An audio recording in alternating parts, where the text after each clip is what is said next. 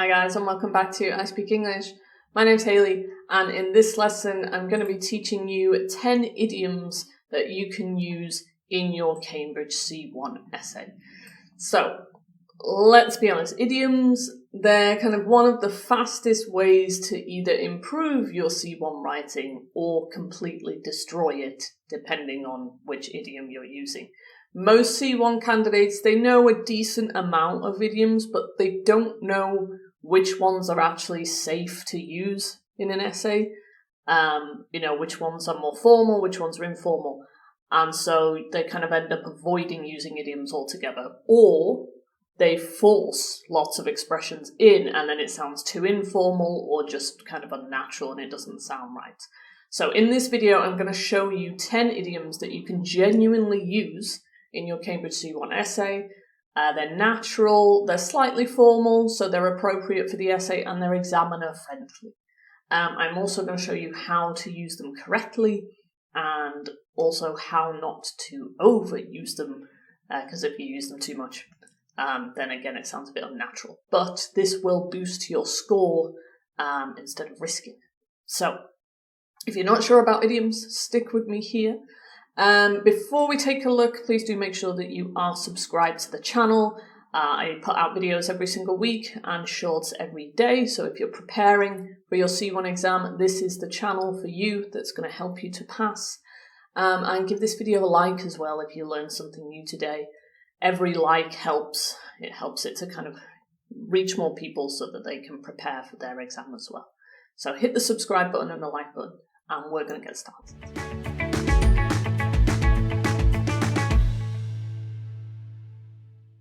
Right, let's take a look at our idioms then. So you should be able to use these idioms in basically any essay that you get. They're pretty vague, you can apply them to quite a lot of contexts, and again, they are relatively formal or kind of semi-formal, so they are appropriate to use in your essay.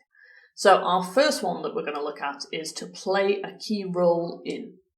So this is a great synonym for be very important. Okay, so I've said this in a lecture before, vocabulary is where you might fall down in C1 because you need a lot of different synonyms and you need a big range. If you say, oh, XYZ is important, it's not really C1 level. You're not going to get a high score for that. So you need a different way to say it, a more advanced way to say it, and this is it, to play a key role in. So for example, you can say, parents and schools play a key role in guiding teenagers towards responsible use of social media. Okay, so parents and schools are very important. So let's say you have an essay question, should social media be banned for teenagers? That's your essay question, and you need to discuss that. You can say parents and schools play a key role in guiding teenagers towards responsible use of social media. Okay. So to be very important, play a key role. Boom. Switch that over in your mind. You can also use this in speaking as well. If you want to use it, that would be a nice way to switch up your vocabulary as well. All right, next up. Double-edged sword. This is a great one. So a double-edged sword is something that has like a good side and a bad side, or something that has advantages and disadvantages. Okay.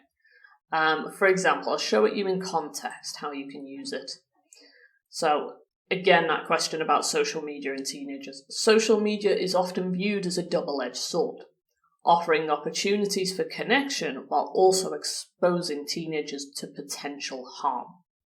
Okay, so we've got the good thing, opportunities for connection, and the negative thing, potential harm.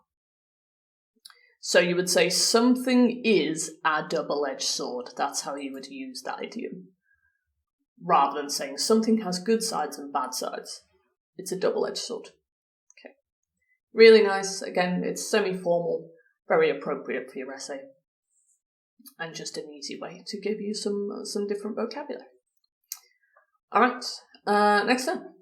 To be at the heart of something is to be central to something, okay? You are the kind of most important thing, or like the basis of that thing.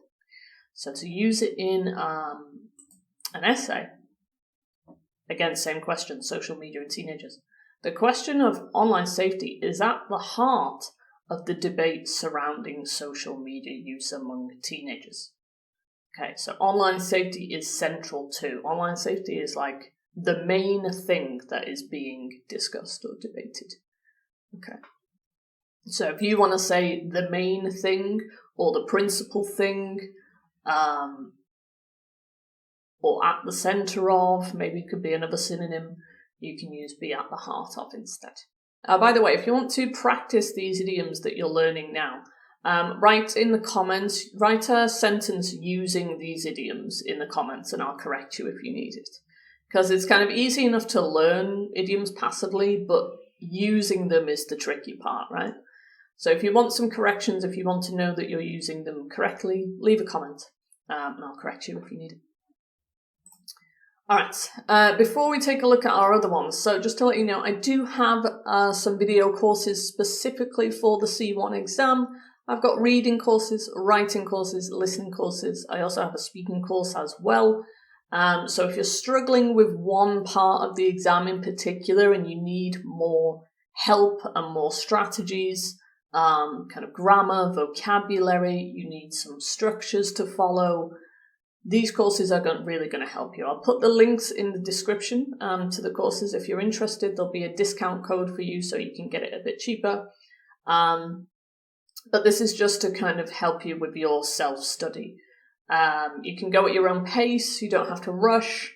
They're about 3 hours long, but they should give you a lot of interactive practice to help you with one specific part of the exam.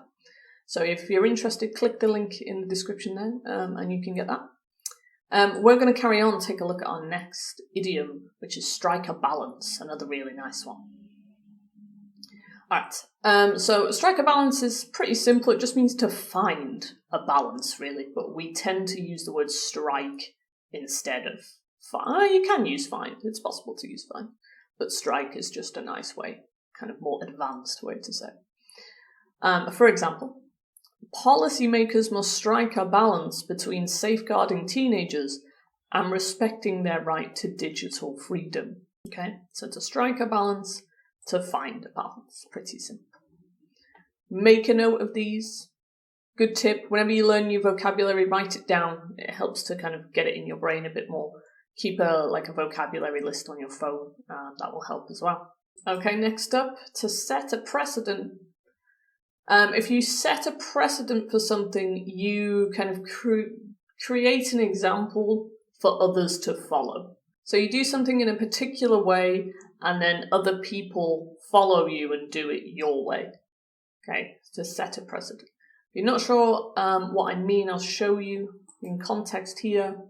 For example, introducing a nationwide ban might set a precedent for further restrictions on digital platforms.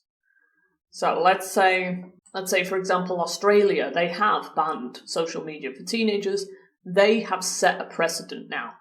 And now other countries are going to follow that and they'll start banning social media as well. I think the UK is talking about it. Quite a few countries in the European Union are talking about banning it as well. So Australia has set the precedent there.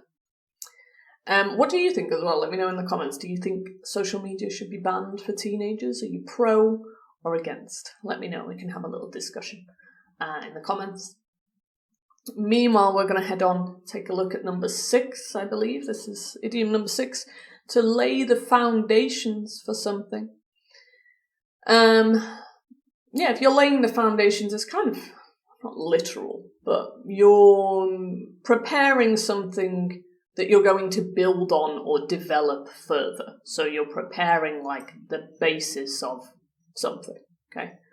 For example, limiting access to social media could lay the foundations for healthier patterns of communication in later life. So banning social media is kind of the start or like the basis, and then from that you can build on that and get more and more healthier patterns to communicate. Okay, so that's like the bottom, and then you're building on it. By the way, if you do want more vocabulary like this for the C1 exam, I've got some flashcards for you. I'll put them in the description as well. You can download them there. They're completely free. You can use them on Quizlet. There's about 250 words there, kind of a bit more formal. Again, they're appropriate to use in your essay as well, so that's going to help you there. So click the link there if you need a bit more vocabulary to help you. We're going to move on. We're going to take a look. Our next one is come into play. So something comes into play if it starts to have an effect on something else. For example, when considering a potential ban, legal and ethical concerns inevitably come into play. Okay, so they inevitably start having an effect on whatever you're considering. Okay, something comes into play, it has an effect. Again, try and make a sentence in the comments with this if you're not sure how to use it, and I'll correct you. We're going to head on and look at our next one, to be in line with. This has two different meanings. So it can either mean that you're kind of similar to something, or that something follows a rule. For example, banning social media for teenagers may be in line with broader efforts to promote healthier online habits. So in this way, it would kind of follow these efforts of promoting healthier online habits. That would be the meaning here, rather than be similar to. So banning social media follows these broader efforts to promote healthier online habits. All right, so on to our next one, which is give rise to. If something gives rise to something, it's just a synonym for cause. Something causes something, gives rise to. To use it in a sentence, I'd say excessive use of social media can give rise to issues such as reduced attention spans and increased anxiety among teenagers. Okay. So excessive use of social media can cause issues. So remember, these are all just different ways to say the same thing. So whenever you want to say cause, switch it out for give rise to, and then if you write that in your essay, you'll get higher points. So it's all just about giving you like alternatives that you can just kind of switch out in your mind for something else. Okay. So give rise to cause. And our final idiom is to pose a challenge. If something poses a challenge, it is challenging for you. Okay. So, for example, the rapid growth of social media poses a challenge for parents and educators attempting to protect teenagers' mental well-being. Okay, so it is challenging for parents and educators. Again, just a different way to say the same thing, a bit more advanced. You get more range of vocabulary, which means you get higher marks in your exam. All right. So that's it. They are your 10 idioms that you can use for your C1 exam. Make sure to download the rest of the vocabulary from the link in the description there. Those flashcards are really going to help you. Please do, if you found this video useful, please do give it a like. It just helps it to reach more people. And make sure you are subscribed to the channel. Again, I put out videos once a week, long form videos once a week, and shorts every single day. If you have any questions about any of the idioms or just anything about the exam, let me know in the comments. And if you would like to take a lesson with me, you can go to www.englishclassesonline.co.uk and you can book a lesson there. I do have a C1 group running at the moment. You're welcome to join if you want, and you can get me for individual lessons as well. All right, that's all from me. If you've got any questions, let me know. Pop them in the comments, and I will see you in another lesson soon.